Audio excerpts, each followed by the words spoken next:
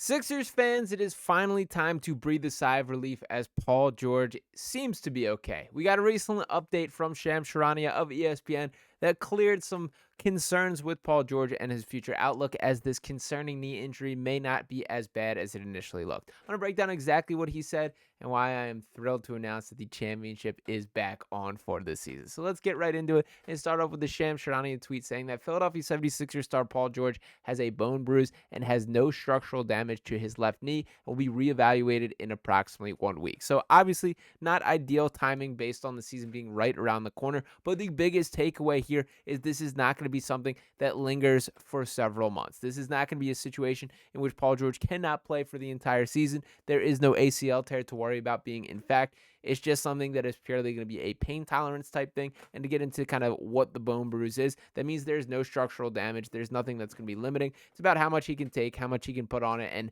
really how quickly that does heal. I will say that this is something that has lingered with other athletes before. Paul George specifically has dealt with bone bruises already in his career, which is not a great sign. He's missed a couple weeks at two different portions, both with the Thunder and with the Clippers here. So a bit strange there, not a great sign, but it is the reality of Paul George. Now, if you want to hop right over to the nice Google machine and get an idea for how long this would take, they will scare you a little bit. And to pull up exactly what that says here, says a bone bruise can typically take a few weeks to a few months to heal, depending on the severity of the injury. Healing time, most bone bruises heal in 1 to 2 months, but larger bruises or more severe injuries can take longer. Factors that affect the healing time, the type of bone bruise, the bone that it's in, and whether there were other injuries at the same time can all affect the healing time. The return to activities, you may not be able to return to sports or other activities for weeks or months. It's important to allow your bone to heal fully, and returning to activities too soon can make things worse. So what this basically is saying is that every single situation is different, and I expect no differently with Paul George here. That is going to be a determination that is made within the doctors,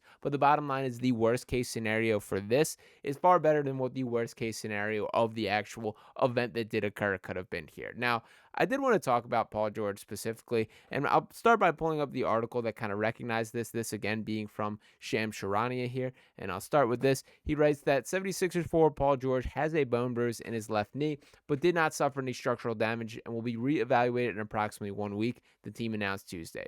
A 9-time All-Star, George was injured when his knee buckled on a defensive play in the second quarter of Monday's game against Atlanta. He was ruled out for the game with a hyperextended knee. Quote, everything checks out okay, Coach Nick Nurse told reporters Tuesday at the team's New Jersey complex. George attended Tuesday's practice. Even before the injury, George was not scheduled to play in Wednesday's preseason game against Brooklyn. Quote, I felt that it hyperextended, and it was, all right, I need to get taken out and looked at, but if you ask me, I'm not too concerned about it, George told the Philadelphia Inquirer after Monday's game. Now, clearly, these lack of concerns have been confirmed, as this is not a significant issue to anything structural with it. Now, when we have the Paul George conversation, we do have to address this. That injuries are going to likely be something that linger around him. And when looking at his track record for his overall career, he's a guy who's pretty familiar with the injury report. That yes, in the early season, that he played a lot. 61 games as a rookie, 66 in his second year, 79, 80, and then that leg break year, I believe, is that first season in which he played just 6, although he did get that leg break at the Olympics there, so forget the exact context of this, but really it is later in his career that we start to see these issues. Even in those middle tier years, as he's 25 through 28, that he's talking about 81 games, 75 games, 79 games, and 77 games. Now looking at the later stages of career, he did play 74 games last year with the Clippers, but looking before that, 56 the year prior, 31 the year before, 54, and 48. Not a great sign considering already the load management that we've talked plenty about with Joel Embiid. Now here's my takeaway, and here's the reality here.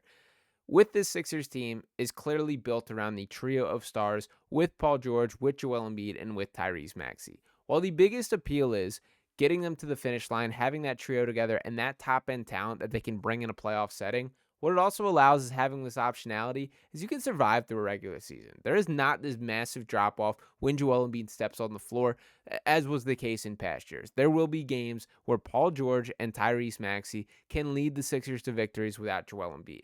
Just as in the same case, there will be games where Tyrese Maxey and Joel Embiid can lead the Sixers team to wins in games that Paul George does not play. I expect an incredibly proactive approach from the Sixers team as far as maintaining these guys' health and not putting them out there for risk. I expect load management. I expect them to not play a ton together. And I understand it's going to be frustrating to a lot of fans, but I do think the wide view is important here. The goal is to compete for a championship, and the best way to do that is making sure they're healthy. You have to have your best runners with you at the finish line, or if you get there, it doesn't even matter. So that is where other names come in here. And to take a look at the depth chart here, this is why I'm so excited about the Sixers team, that we know the 3 stars that we talk plenty about. But there will be nights that are the Kelly Oubre Jr. nights. There will be nights where Jared McCain absolutely shines for this team. Gershon Yabusele will have his nights where the moment is his. Eric Gordon will have the random games where he knocks down 6 3-pointers and absolutely swings the game. Even the Ricky Council Force, KJ Martin, Caleb Martin will absolutely have his games as well.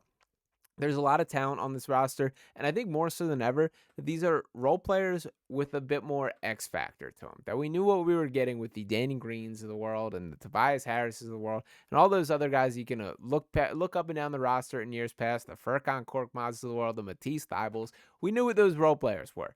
With this core, this group of role guys, there's a bit more explosion. There's a bit more real deal basketball ability for a lot of these guys. There's a top end ability that they possess that can explode on a night to night basis. The Reggie Jacksons of the world, who will absolutely make his presence felt in certain matchups throughout the season, that I'm excited for. So for the Sixers team, I understand it is not the best news that we have not played one regular season game. We've already had videos and conversations about Joel Embiid not playing back-to-backs and Paul George potentially suffering a knee injury. It is not ideal. There's no way to sugarcoat that. But that is what this team signed up for. They knew what they were getting into when they handed Paul George this contract. And while it is frustrating that these guys don't really have the bodies that can take the wear and tear of a season the way you would hope for in stars, the top-end talent is worth it, and you cannot replace that.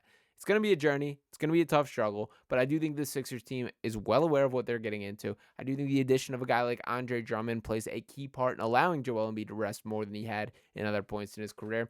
And the sole focus of this entire season and this entire Paul George era, really, is just getting a chance at the postseason with all 3 stars healthy. If you give one healthy postseason run with Joel Embiid, with Paul George, and with Tyrese Maxey, you can't ask for a better chance at a championship than that. That is what the Cards were put in the middle to do. That was the all-in push for this Sixers team. And I'm not going to go without acknowledging that it wasn't quite as all-in as other teams. If you look at the Knicks, who are trading 6 first-round picks for Mikal Bridges, or have cashed in all their trade chips to bring in Karl Anthony Towns, that is not the position the Sixers sit here in. That the biggest appeal, or one of the biggest factors in Paul George coming to the Sixers that was such a great thing for this franchise, is you did not have to give up anything. You wrote a check, and he cashed it. There were no draft picks given. There were no young players traded away. Those are things that can still happen as we approach the deadline if this team does need another spark, if you need another guy to carry you through. There's still some options for the direction this team can go, which I think is another really encouraging sign. So for now, Sixers fans, let's take a deep breath.